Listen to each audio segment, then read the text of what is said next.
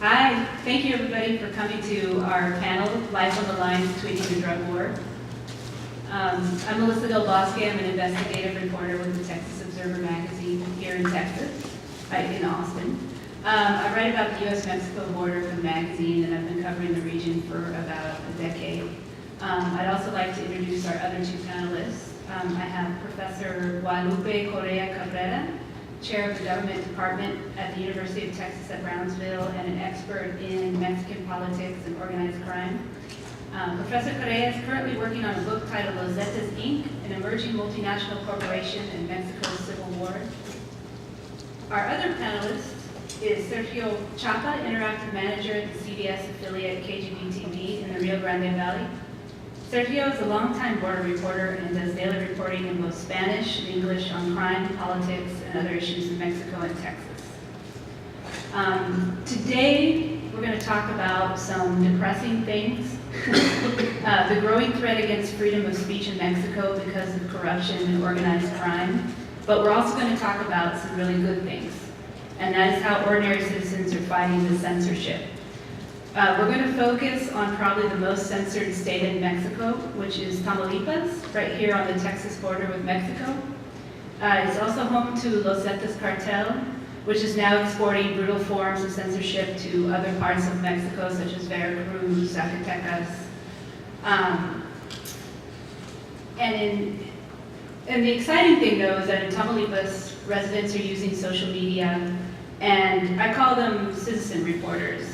And they're finding innovative ways of getting around censorship and protecting their online anonymity. And they're sort of pioneers who are disseminating valuable information to their communities and to journalists like me at great personal risk. And I think their methods can be used as a model in other parts of Mexico, which are now experiencing levels of censorship like in Tamaulipas. So we've broken down the panel into three parts. Professor Correa is going to explain the impact of organized crime in the state of Tamaulipas and the brutal conflict and censorship that's happening there. I'm going to talk about the impact of organized crime on the Mexican media and the birth of the social media movement in Tamaulipas, specifically the Reynosa Follow hashtag on Twitter, which began in 2010 and has pioneered the way for other May I have your attention, please? My name is Sean O'Keefe. I'm one of the producers here at South by Southwest Interactive. I just wanted to let you know that there's going to be a book signing after this session over here in the corner. You'll need to pre-purchase your book to have it signed. Just out here in the hallway, you'll receive a number. You'll get in line according to that number. And so yes, everybody be well behaved. And that would be God. So thank you. I remember this happening actually at South by Southwest in a panel last year where suddenly a voice from somewhere came into our panel. Fortunately, I was not on that panel. I was in the audience. Now I'm actually on the panel. But anyway. Good afternoon. It's my great pleasure to welcome you to the city of Austin, Texas, and to the South by Southwest Music, Film, and Interactive Festival. Just a few. Yeah, that's all right. Oh, no. The South by Southwest Festival began in 1986, over 25 years ago, as a music festival. Just a few old country boys sitting around picking a guitar. And now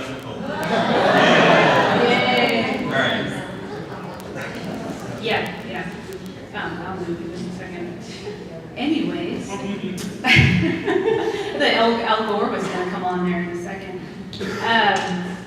So where was I?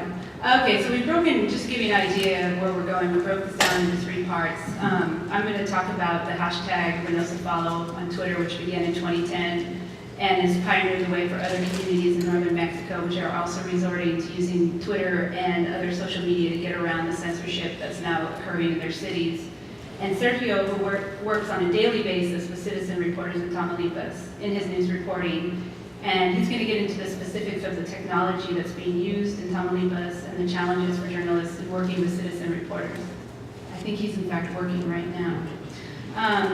And at the end, we're going to have a very brief and very interesting videotaped interview with one of the most well-known and reliable citizen reporters in Tamaulipas, who's going to give us his firsthand experience on sharing information while under the constant watch of organized crime we had to silhouette him to protect his anonymity, but we're going to show that at the end. And then we're covering a lot of territory, so I imagine there's going to be some questions, so we're hoping you can just hold those until the end of the presentations. I think we've got an hour, so I think we're going to have plenty of time for questions at the end. And without further ado, I'll turn it over to Professor Correa. Hello, good afternoon, everybody. I would like to share with you. I would like to share with you a little bit something about my research and something about what I do. I study organized crime, and I study organized crime and violence on the Texas-Tamaulipas border region. I would have to tell you something. This region has been understudied, and for decades it was forgotten. It's the poorest region of the Mexico-U.S. border.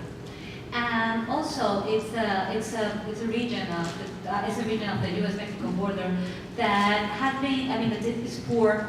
It's a place where smuggling takes place. It has taken place since the end of the 20s with the prohibition.